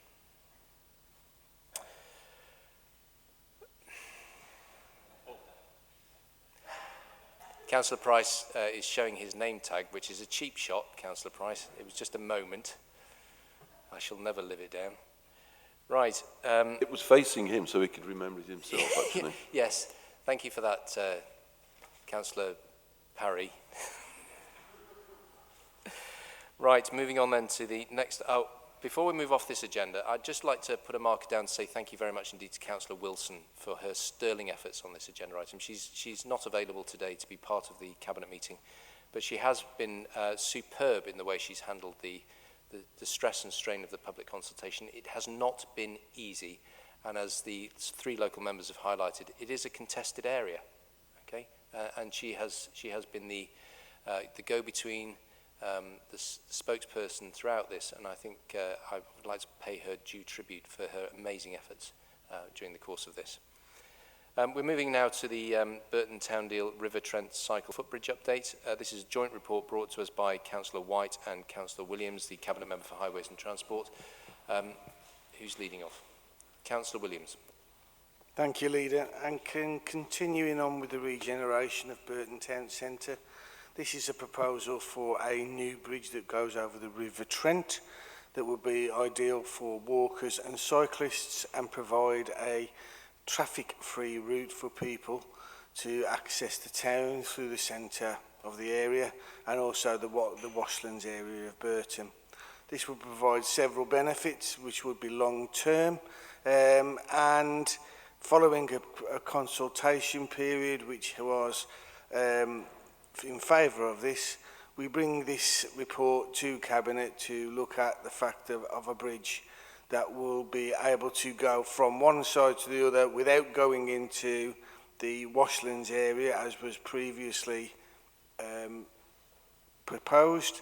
And therefore the report also includes the recommendations to include the fact that when the first and initial bridge was proposed, the area would actually terminate in an area of the Washlands that would actually be underwater for some time at the times each year. So, with that, and following consultation with Cabinet members, we are proposing that a bridge will be introduced, but this will need to be a bridge that will go from one side to the other and not terminate in an area that will be flooded at any specific times. I don't know if Councillor White wants to add anything before we go on, and then I can do the recommendations later on. Thank you very much, Councillor Williams. Yes, I'll only make brief comments just in support of yours. I think the modification to the project is entirely sensible. It's always useful, I think, to have challenge from people who aren't necessarily local. I am a local. I use the Washlands a lot. I wasn't particularly worried about the fact that the footings of the bridge would be underwater a few days a year, but I think this is the right proposal, and I very strongly support the modification to include the coverage of the full span. The bridge project itself is a fantastic one. I think it will be an enormous asset to the town. It makes a direct beeline from the eastern bank of the Trent, where a large portion of the population of the town reside, to the point where we currently have our library and where the new visitor centre and the new public square will be on the other side of the bank. So it is absolutely hitting the bullseye in terms of where we want people to be going in the town once this regeneration has been completed. So very supportive of the modifications, and I'll look forward to hearing the proposals for us to vote on. Thank you, Leader. Yes, I think I'm going to talk about jigsaw pieces again. This is another one. You can see what I'm going to be having for Christmas, can't you now? Loads of jigsaws. Put them all together. But I think this is another piece for that Burton Town deal, which we talked about. I think that modal shift we're seeing here away from the idea of this is get people out of cars and onto bikes and pedestrian, walking, etc., which is good for our environment and good for the town. And as the Deputy Leader said, it fits in, again, like a jigsaw piece with those other items we discussed in the previous agenda item. So I'm completely in support of this, and the extra, obviously, that we've discussed about the extra funding to ensure that the bridge meets requirements. Thank you. Thank you, Councillor Tagg. I see nobody else indicating. Councillor Williams, quite a significant number of recommendations. If you could take them through, please. Thank you, Leader. So, with the recommendations, we recommend that the Cabinet notes the earmarked award of £7,183,099 from the Burton Town Fund grant towards the creation of a new traffic-free bridge over the River Trent at Stafford Hollows, Burton. B, notes the feedback received as part of the public consultation exercise, which was conducted as part of the business plan process. C, notes the risks around affordability and usability in the floodplain and is supportive of the project proceeding, conditional on these issues being mitigated to the Council's satisfaction, which will require additional external funding to be secured to enable the full scheme to be implemented as originally presented to the Town Deal Board. D, approves the submission of the business case to East Staffordshire Borough Council as the accountable body in conjunction with the Burton Town Fund process agreed by government in a sum of £7,183,099 to secure the pre-business case costs, future design fees, tender cost of the river crossing, associated ramps and footway links, and the 12.5% construction contingency fund as set out in the business case. E, approves the preparation of a complementary business case in readiness to include within the County Council's bid to the Levelling Up Fund or other suitable external funding opportunities to secure the necessary additional funding to complete the entire length of the silted walkway structure either side of the new river crossing linking to Stapen Hill Road to the east and Andrassy Bridge and the Remembrance Gardens to the west.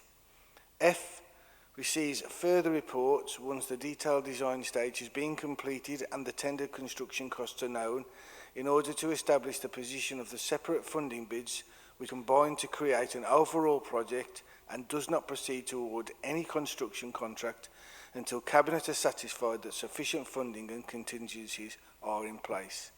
Finally, G, agree the principle of adopting the bridge, ramps and silted walkway structures as part of the local publicly maintainable highway maintenance, network, whilst continuing to work with East Staffordshire Borough Council and Government to investigate innovative ways of offsetting future maintenance costs, including potential commercial sponsorship and the retention of any unspent construction contingency to be ring-fenced to this specific bridge as a commuted maintenance sum.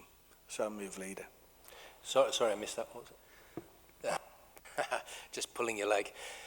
Right, ladies and gentlemen, you've heard the recommendations from Councillor Williams and also Councillor White. All those in favour? Okay, thank you very much indeed. Move to the next item on the agenda, which is the Home to School Transport Review of Temporary Vacant Seat Scheme. Councillor Price, we're with you. Thank you, Leader, and thank you, colleagues. As you will be aware, pupils which use the Temporary Vacant Seat Scheme are not entitled to free home-to-school transport. It is the parents' or carers' responsibility to have their child attend school. Prior to the pandemic, less than 0.25% of the school's population, which is about 300 children, were able to use or access a Temporary Vacant Seat Scheme. The scheme, which is a non-statutory provision for Staffordshire County Council, was suspended in June 2020 to create more space on home-to-school services for entitled pupils as part of the response to the pandemic and to allow the need for social distancing.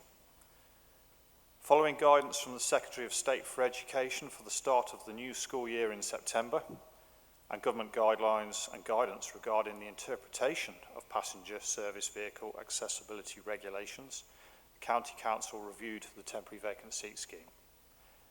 The conclusion made public in August was that it had become more unfair and unworkable, and it would not be reinstated unless someone could suggest a reasonable and fair solution. So following a 6-week public engagement exercise, which attracted responses from roughly 600 people, less than 1% of the school population, no workable solution has been put forward. Therefore, the recommendation to be considered at today's meeting of Staffordshire County Council Cabinet is that the scheme is permanently discontinued. The report also recommends using information from the public engagement to work with operators and to amend existing routes where viable to provide options for non-entitled pupils, including, for example, routes around Stone.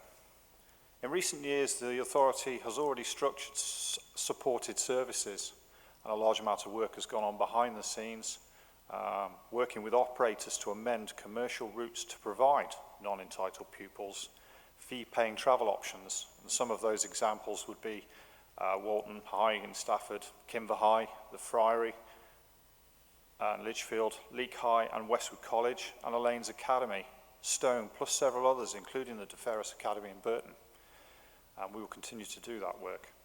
The background is that each year Staffordshire County Council transports roughly 8,000 children entitled to free home-to-school transport, using roughly 900 routes to approximately 150 schools. Another 112,000 Staffordshire children not entitled to free transport make their own way to and from school every day. Now, updated government guidelines requires vehicles with more than 22 seats to be compliant for disabled access if passengers are charged separately. School transport, where some passengers are entitled to free transport and others are part of the Temporary Vacant Seat Scheme, falls into this category.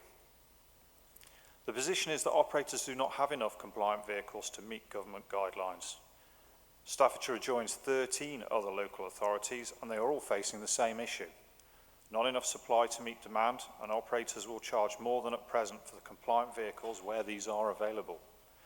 Informal feedback from transport operators so far shows that only a third of these fleets are compliant, and full compliance could take anywhere between 3 and 7 years. If the Temporary Vacant Seat Scheme operates in a situation where some vehicles are compliant while others are not, we are in a situation where identical children in different parts of the county could travel for free, pay £700 in other parts of the county, or some have no opportunity at all to use this scheme.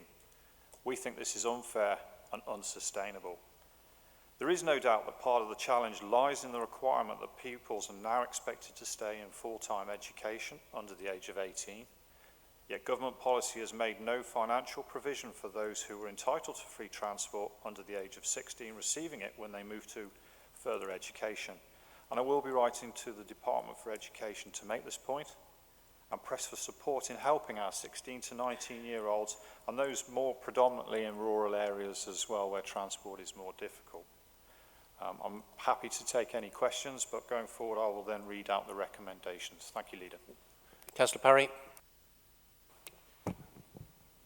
You can quite understand the concern of parents whose child may well have been, as the Cabinet members mentioned already, in receipt of free transport because they were eligible, and then moving on to sixth form and starting off with that vacant seat scheme, everything seems good. And of course, along comes the pandemic and new requirements for accessibility to transport, meaning that that is no longer viable or an option that's available. And you can understand how people might feel peeved when they see the vacant seat still there. There's nobody sitting on it, willing to pay the money. Why can't I get on the bus? Why do I have to get my car out? That doesn't seem reasonable. You can understand that line of thought. The other line of thought is that we're not doing this for any kind of budget saving. We're not doing this for any kind of peevish, well, you're not entitled to it, so we're taking it off you. It's simply a fact that we cannot offer those seats, given that we don't have the access to those vehicles. Those vehicles, don't have access. So we can't provide that. But there is a fair and equal access issue around this, isn't there? Again, as Councillor Price said, that some families, some young people in certain parts of the county where there is no bus coming to the end of their road that they could jump on and pay their £7 a year. There isn't one, so they've got to find their own way there all the time. And there will be, whilst there's 300 families affected by this, there will be many families who have to face the inconvenience and the logistical planning in getting their children to school. And I think every parent knows, don't they, that when you send your child off to school somewhere, you've got to work out how are they going to get there from day one. First day at school, you taking them, and probably for the rest of their primary school life, somebody in your family or a sibling is taking them to school. And you plan then in the high school, how are they going to get to school? Is there a bus? Can they walk? Can they share a lift? All those sort of things. Families do that. And I think we've got to bear in mind that this is a family responsibility. It's not a responsibility of this council. We're not here to provide free transport simply because you live in a rural area that's inaccessible by public transport. That's not our responsibility. That is a parental responsibility. So I think we have to reinforce that, as well as accepting and understanding that people will be feeling that actually something that they had once has now been taken away and can't understand the reasons why. Simply the reasons why are regulation, equal access, and fairness. I would hope that people will understand that we're not doing this for any other reasons other than we can't, and if we tried to, it would be an additional cost on the taxpayer, which again is unreasonable, simply because that's not available to everyone. Councillor Jessel, Councillor Tagg, Councillor Sutton and Councillor White. Yes, thank you very much. And I agree with much of what Councillor Parry has said, but the one thing I am very pleased to hear is that Councillor Price will be writing to the Secretary of State, because I think, I have people in my division in this dilemma of a child going into, I call them sixth form, I'm rather old-fashioned, I do apologise, and can't understand. They had previous free school transport, now they can't. I think in terms of equity, central government needs to be aware that this is a situation where actually it's rather difficult to explain the rationale behind it, as now education to 18 is now compulsory in one form or another. So I'm delighted that Councillor Price is going to take this up, because I think it is an important factor. And not that it perhaps adds too much weight, but with a health and care hat on, and also bearing in mind we don't want to encourage use of more cars ending up outside schools, that I would be more than happy for my name to be added to that letter. Thank you. Councillor Tagg.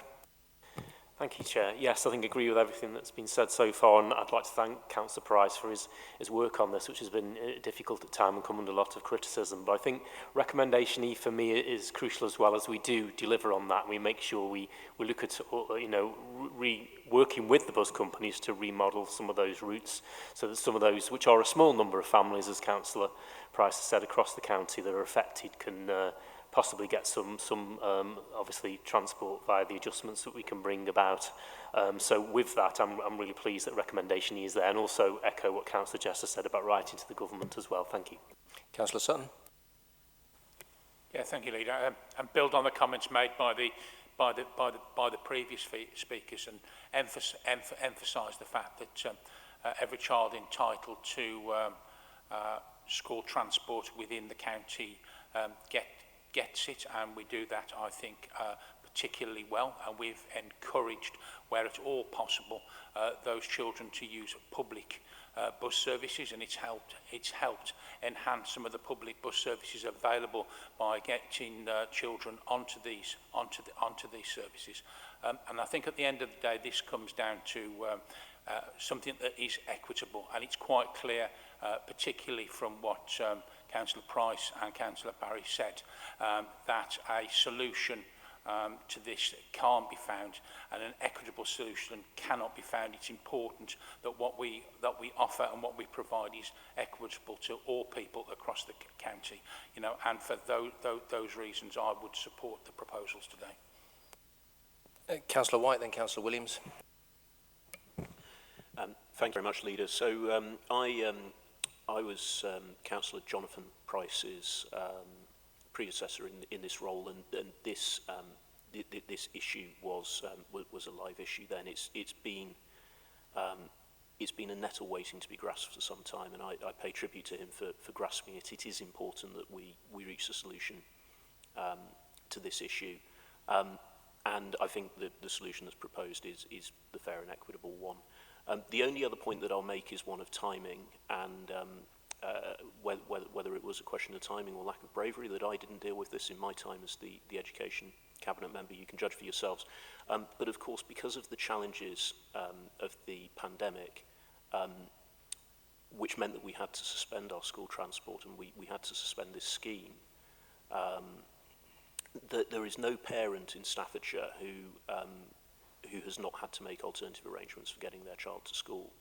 And whilst the vacant seat scheme was always provided on the basis that every parent who availed themselves of it knew that that vacant seat would not be available if someone who was entitled to free school transport required it, we know that a lot of people didn't necessarily operate on that basis. Every parent has had a dress rehearsal for this now, and so I think the timing is as good as it can possibly be, and I'm very glad that we are grasping the nettle, and I'll be pleased to support the proposals. Thank you, Leader. And a very emotive subject, and I have to praise Councillor Price for the way he's handled it, especially with the public. I think when you actually look at the fact that it says temporary vacant seat scheme, that the clue is in the title, it was a temporary and never a permanent thing. I think it is the right way that we are looking at this. And just for members' information from the BSIP, that we are working with the local bus companies at the moment to see if we can, where we get issues of this nature, be able to see if they are able to either alter their route or the timings of their buses to enable pupils go to and from school at the extra times. But we are working with the bus companies to try and assist in that as well. Thank you. I'll come back to you in a moment, Councillor Price, to read the recommendations. Thank you for your comments, members of Cabinet. I'd say, as a representative of a large rural division like Councillor Jessel's, I wouldn't say I'm pleased to see these recommendations, because this is not a peevish thing. We're not taking stuff away just because we want to. This is a very difficult thing to do, and it affects people who live in my division and their children. So this is a tough decision because it affects people's lives. And I think we just need to be mindful of that. But the legislative framework that sits behind this obliges us to go down this particular route. And so it is with some difficulty that we make these decisions. And I know, Councillor Price, you've done a sterling job of this. Louise Clayton, who's the officer who's been supporting you on this, has been excellent. So I think it is a difficult decision.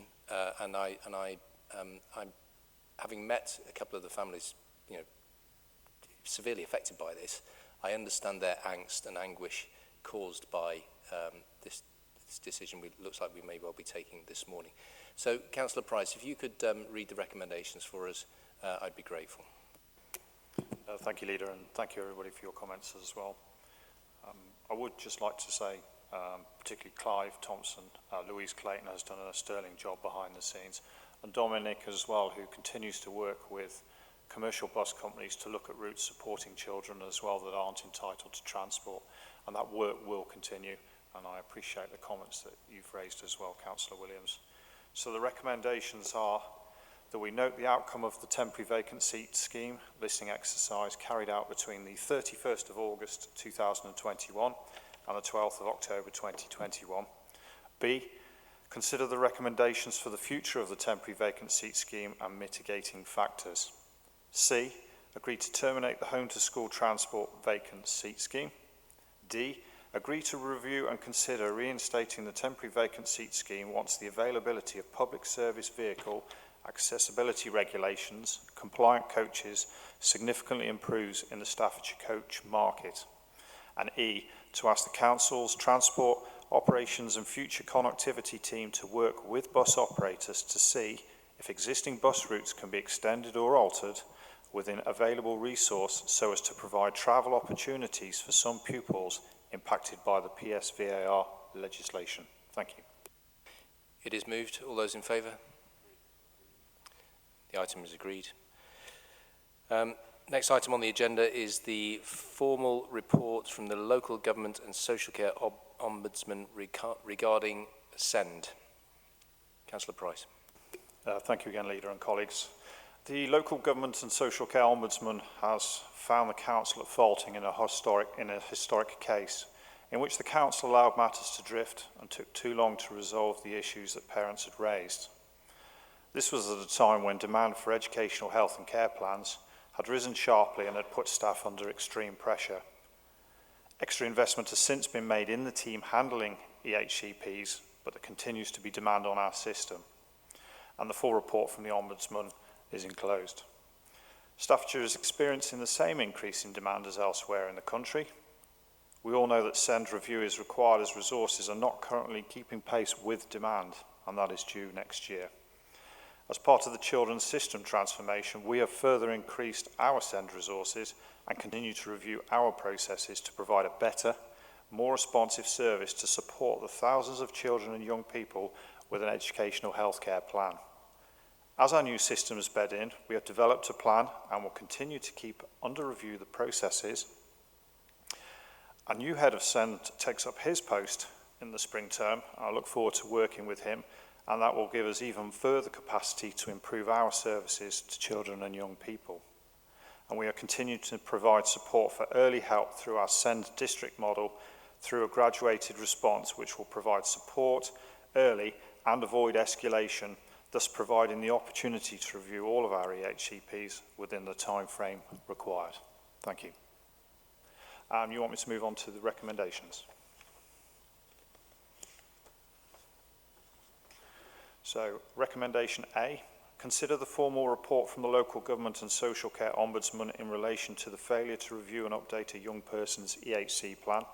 And B, consider the recommendations made as part of the investigation report and the findings of the report issued, upheld, maladministration and injustice. Thank you, Councillor Price. Colleagues, you've heard the recommendations. All those in favour? It is so moved. Moving on then to the next item, which is the proposed relocation and expansion of St Leonard's Primary School, Stafford. Councillor Price, if I couldn't remember your name before, I'll certainly remember it now because we're our third time. So this is a good news story, so take us through it. Yeah, it's nice to end on my 3 reports and being the good news story, so thank you for that, Leader. As members will be aware, the County Council has a statutory duty to ensure there are sufficient school places within the county. And over the last 5 years, September 2016, we delivered over £90 million of capital investment and have opened 5 brand new free schools and expanded 30 other schools and academies.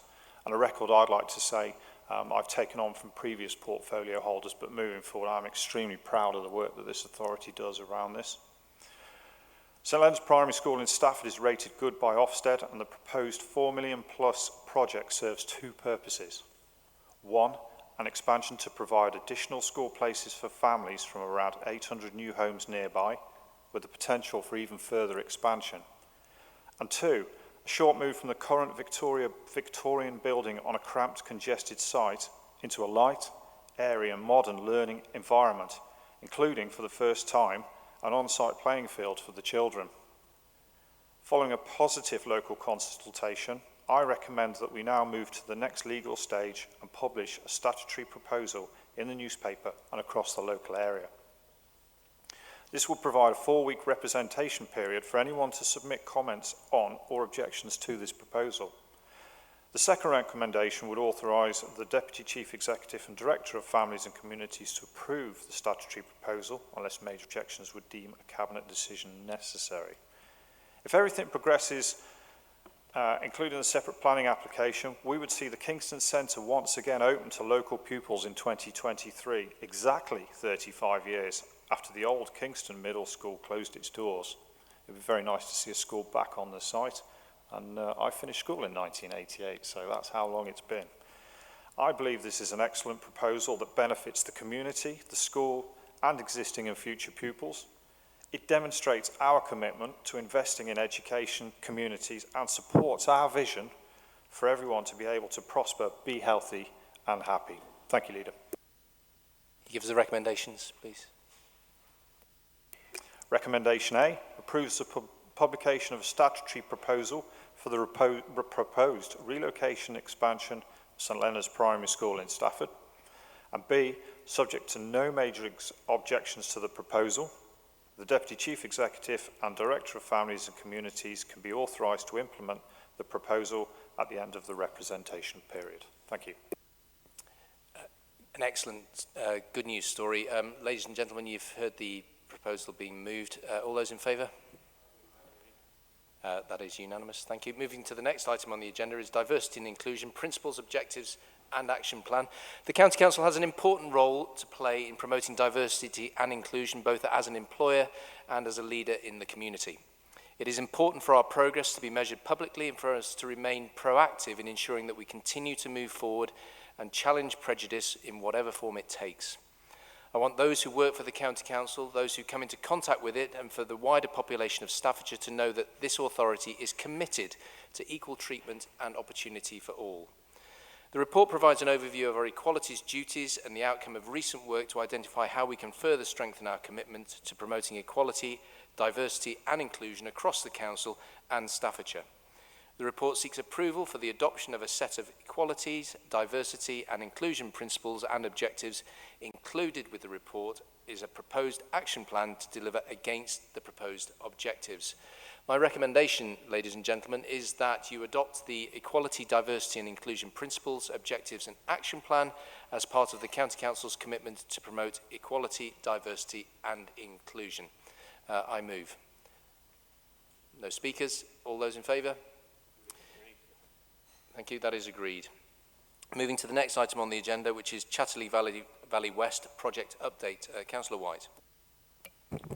Thank you very much, Leader. So this is another good news story, and I think another example of how our partnership working benefits the people of Staffordshire. In this case, in bringing forward an employment site which has sat unused for many years in an area of high demand. But where there are some challenges to bringing the site forward that we and other partners in the public sector will hopefully, with the approval of Cabinet, be able to unlock. So just a quick summary of the key points. So the Chatterley Valley West site is approximately 90 acres of brownfield land. It's adjacent to the key strategic A500 corridor, which, as we know, is an area of high demand, and there's a great deal of interest in businesses relocating to that area.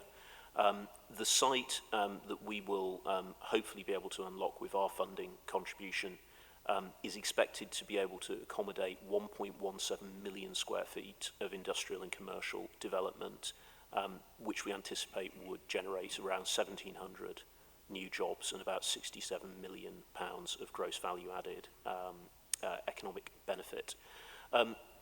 The reason why we're bringing this here today is that the site is unusual. It's got challenging topography, which means it's got a very big slope, and it's also in a former mining area. So there's a lot of sealing of former mining works that needs to take place, which means that it wouldn't be commercially viable on its own for a developer to build out, which is why there is a proposal that there will be funding to support the development of the site jointly from the Kidsgrove Town Deal Town Investment Plan, which will be £3.68 million and £3.5 million of investment from Staffordshire County Council. Now, the site is part of the Ceramic Valley Enterprise Zone, and that means that the County Council can underwrite the prudential borrowing that we would need to undertake to make this investment against future business rates receipts from the site. The potential for business rates receipts from the site is extensive, but most importantly for our purposes today, the developer Harworth Group have committed to constructing at risk a very large building, which on its own, through the business rates that it generates, would repay our loan investment. But our expectation, as I have mentioned, is that there would be considerable economic growth generated by this proposal and considerable additional tax receipts for this authority. But that's, if you'll beg my pardon, ever so slightly by the by. The main reasons for doing this are the jobs and the contribution to our economy. I'll answer any questions and then move the recommendations when we're ready. Councillor Tagg. Thank you, Chair. Leader, welcome this completely. I think it's really good. Obviously using, again, the Town Deal Fund, also, dare I say, jigsaw pieces again going into place on this. And I was originally involved in the original planning for Chatterley Valley back in 2004-05 when the aspirations then, part of the site was delivered. Always this northern flank of it with, as the Deputy Leader said, with some of the topographical issues about it, has really been difficult to bring forward. So the Town Deal money has really helped us to give that the push forward. And those 1,700 jobs potentially on this site will make a massive difference to the north of the borough, Kidsgrove, and also parts of Newcastle as well, north of Newcastle. So I think it's really brilliant that we can do this. And again, going back to that Town Deal money that we've received from the government has enabled us to unlock this and so many other opportunities in both Newcastle and Kidsgrove. Thank you. I don't see anybody else indicating. I'd just like to pay tribute to Councillor Tagg for your determination to improve the lot of people's lives in Newcastle under Lyme Borough Council and the surrounding area. You have been dogged in your determination to see some of these things through. A dog with a bone would be a useful analogy, I think. So congratulations to everything that you've done. This is yet, as you say, yet another part of the jigsaw, and shows the determination of a well-motivated local authority to make the place better. And that's what we're about, not just at Staffordshire County Council, but amongst our constituents authorities that make up Staffordshire, our 8 district and borough colleagues. I see it across the board. It's absolutely fantastic. Councillor White, if you give us the recommendations, please. Yeah, thank you very much, Leader. And I echo those comments about Councillor Tagg. It's one of a number of things we're doing in Newcastle Borough at the moment that are very good for that part of our county. So the recommendations, colleagues, are, firstly, that Cabinet agrees to part-fund the construction of the infrastructure to unlock the site, addressing the viability gap with the developer Harworth Group, using prudential borrowing of up to £3.5 million on the basis of the most reasonable financial case scenario set out in the paper before you, and that is also noting the payback of business rates through the enterprise zone designation will be secured against the development of a speculative building to be developed out by Harworth Group. Secondly, that the investment by Staffordshire County Council is conditional on agreeing a business rates agreement with Stoke-on-Trent and Staffordshire Local Enterprise Partnership to secure the payback of the investment at the earliest opportunity. That decision regarding the funding of the investment from the future enterprise business rates is scheduled to be considered by the Stoke and Staffordshire LEP Executive Board tomorrow, 16th of December. Thirdly, that delegated authority is given to myself, Deputy Leader and Cabinet Member for Economy and Skills, in consultation with the Directors for Economy, Infrastructure and Skills and Corporate Services to enter into relevant contractual agreements pursuant to delivery of the Chatterley Valley West development site. And finally, that Cabinet delegates the authority to the Director of Economy, Infrastructure and Skills to approve, agree the details of and enter into a Section 278 Highways Works contract required to bring forward the site, noting that £3.682 million of Kidsgrove Towndale funding has been allocated to these works. I so move. Thank you. Can I just add, just ask you, Councillor White, there's a additional part of recommendation C, which is the principle of the investment is scheduled to be considered by the Staffordshire and Stoke LEP Executive Board tomorrow, 16th of December 2021. Has that fallen or is that still extant? No, I believe that's still going ahead. I didn't think I heard you say it, but I thought I did, but I might not have done. It was a long set of recommendations. Okay. All right, so those are the recommendations, ladies and gentlemen. All those in favour? Okay, thank you. Next item is the Families Health and Wellbeing Service Contract Extension. Councillor Sutton. Okay, so just as a way of brief explanation, the Families Health and Wellbeing Service is health visitors and school nurses, and that is currently provided by Midlands Partnership NHS Foundation Trust, and that contract started in 2018 and is due to expire at the end of March 2023. And this proposal is to extend that contract, which is in the original contract agreement, for another year to the 31st of March 2024.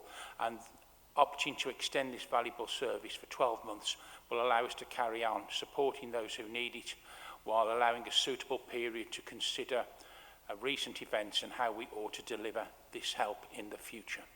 So the recommendation to Cabinet this morning is that Cabinet approves the extension of the contract for the Families Health and Wellbeing 0 to 19 service with MPFT from April 2023 to March 2024. I don't see anybody indicating, so you've heard the recommendation, ladies and gentlemen. All those in favour? It is approved. Moving then to the IA 2609 framework for responsive property maintenance and day works. Councillor DeVille. Thank you, Leader. Many thanks.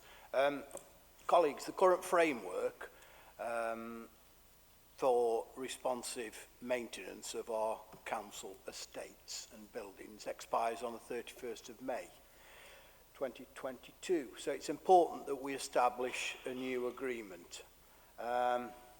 We have an extensive estate, Leader, and it's massively important that we maintain the buildings properly and constantly to ensure that they're safe and to ensure that they're of a good standard.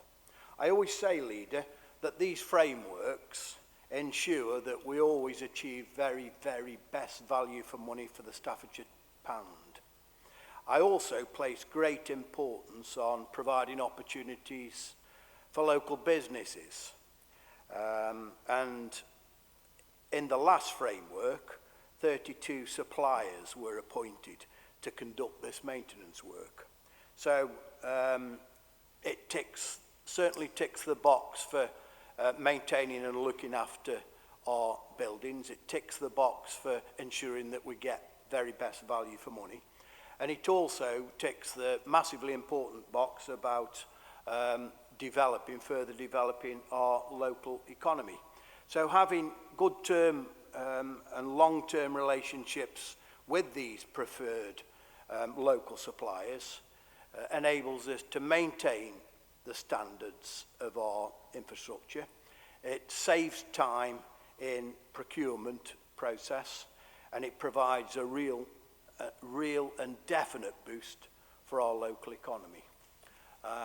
The recommendations today, Chairman, and there are 3 of them, if I can read them out, colleagues. I recommend that Cabinet A agree that Staffordshire County Council undertakes a procurement in line with the Public Contract Regulations 2015 to procure a framework agreement for the provision of responsive property maintenance and day works.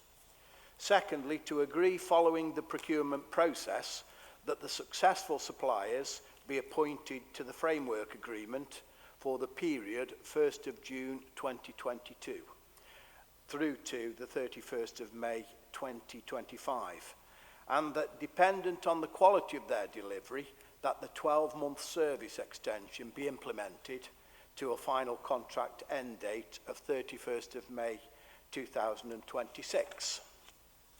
And finally, colleagues, to note that the framework agreement and subsequent call-off contracts will be entered into in accordance with the Council's procurement regulations. And if I may add, Chairman, that in the last agreement, all of this maintenance work was totally allocated to small companies from within Staffordshire and Stoke-on-Trent. So great for the local economy. Those are the recommendations that I move, Chairman. Thank you. Councillor White. Thank you, Leader, and thanks to the Cabinet Member for that really clear presentation. And I'll be quick, because I'm aware that colleagues might want to lynch me if I take too long after such a long meeting. But the sums of money in these contracts, with their exciting names that you bring here, they really do add up, don't they? This one's worth about £1 million a year to the taxpayers of Staffordshire. And I think it is important to note that although we go through these, we've read the documents beforehand, they make eminent common sense. They add up to quite a hill of beans, and it's only through the careful stewardship of our taxpayers' money through contracts like this that we have the money to invest in some of the other things that we've been talking about today. So thank you very much to you and to your officers for your careful stewardship of our pounds and pennies through these contracts. I see nobody else indicating. Councillor DeVille, you've read out the recommendations. All those in favour? It is approved. Then next item is the decisions taken by Cabinet members under delegated powers. There is just the one, which is from the Cabinet Member for Health and Care, Councillor Jessel, in approving the award of a contract for integrated sexual health and HIV services to Inclusion, which is part of Midlands Partnership Foundation, NHS Foundation Trust, MPFT, and a contract for community pharmacy services to Central Health Solutions Limited, following a competitive procurement process. Thank you, Councillor Jessel. The next item is the forward plan of key decisions. In January and in public, we've got the strategic plan and medium-term financial strategy 2022 to 2027, brought to you by Councillor Parry. Staffordshire County Council strategic plan, brought to you by myself.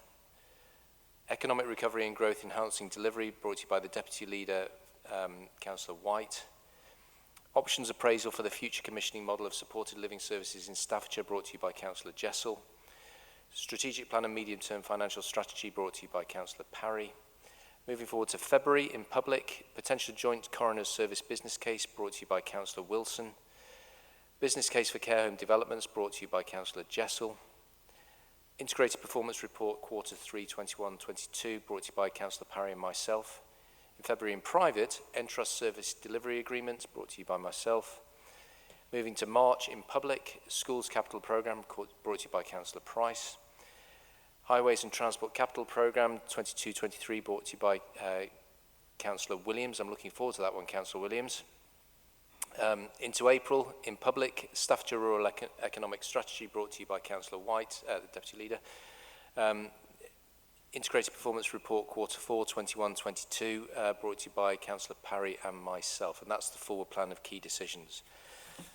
That is the final item on the agenda. It just falls to me now, as this is the final public meeting of the Cabinet of Staffordshire County Council, to thank you all for your work. I'd also like to thank the officers of the Council for their tremendous contribution over the course of the past year, and I hope they get time to have a bit of a break. I did forget to make mention of Catherine Mann and others who did a lot of work with the library services.